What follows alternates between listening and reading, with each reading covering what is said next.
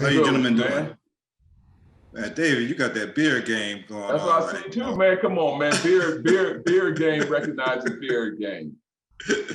Look, man, I've been fans of you guys forever. And the crazy thing is, like, with Forrest, you're doing Black Nativity, and David, you're doing Almost Christmas and El Camino Christmas. I first wonder, especially from you, David, like, why are these Christmas films, these holiday films, so important to you and to our culture? Well, it's funny because for our culture, well, just for me, holidays are rich with such joy, but also memories of loss. So there's a lot of pain in the holidays. And so I approach it from figuring out what that is. How can you get to the joy? And I think that's a message that a lot of us need to kind of hear, to kind of ponder over, is to the pathway to joy. And the holiday just gives a great backdrop for me for that. A lot of great talent in this picture. I mean, Felicia Rashad has meant so much to me just growing up as a young Black man. But speaking of talent for us, I know that we recently lost way too soon Mr. Chad Boseman, and I know that you had the opportunity of working with him. And I just want to know about the behind the scenes camaraderie that you share with the director like David or Lee Daniels and all that, the family behind that we don't see on screen there from working. Like, how is that working with a talent like Chad Boseman in his prime? It was a powerful experience. I mean, I think the people were so committed to lifting this story up, and doing something special. And he's like the center of that. So you have like the group, like even between takes, people are playing drums and singing and and connecting with each other in a really powerful way. And I think his spirit like helped guide that and made that become something that touched you. It was a very powerful experience. You have to raise the variable exponentially to the second power. The other one. No, that's not possible. Square root of the second derivative would be. You understand this? What about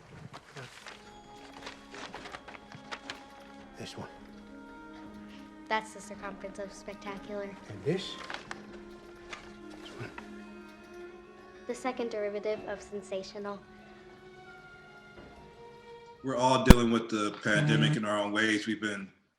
I've been doing so many Zoom interviews and meetings that's not funny. But Mr. Whitaker, you're also a product of the Great White Way. I know that you debuted on Broadway with Huey in 2016, and I'm just curious, just as a fan, like how do they bounce back during this time?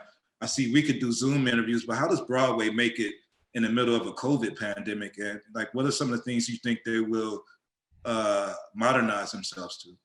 I mean, I know that the theaters are shut down and stuff because they're trying to wait till the time when we can pass through some of the social distancing issues and stuff, and they wouldn't be able to afford being able to be opened and stuff like that. I'm not sure. I think David may be able to answer more clearly. I know that they've been doing like performances through Zoom and stuff, and trying to like keep the audiences alive and awakened.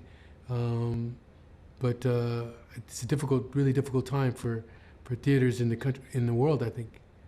Certainly as you say, on Broadway. I mean, David, you may have some, because David's a theater director originally, so I don't know, David.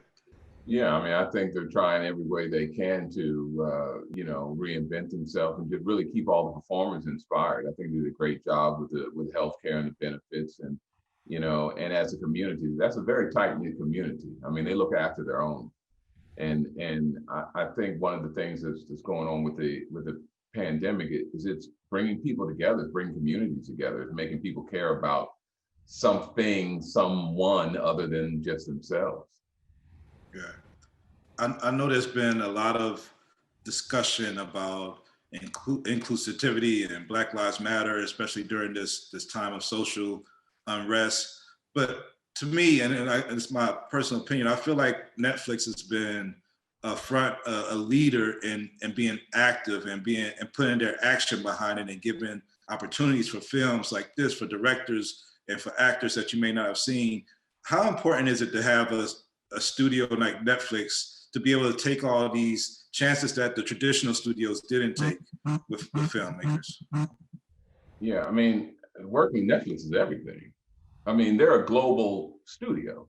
That's different. They understand that people of color travel around across the world, and so they understand. UCLA just came out with a study that diversity is good business. It doesn't just make it you feel good about you being a part of a Representation Matters movement, which is important, or Black Lives Matter movement, which is important.